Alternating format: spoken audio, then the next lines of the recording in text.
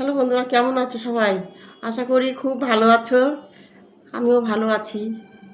তার মধ্যে থেকেও একটা কথা শেয়ার করছি।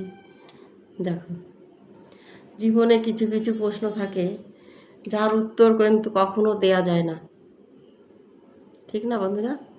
আবার দেখো, কিছু কিছু ভুল থাকে যা আর জীবনেও শুধরানো যাবে না, যায় না। আবার কিছু কিছু কষ্ট থাকে যা কাউকে বোঝানো যায় না, বলাও যায় না, বোঝানো যায় না।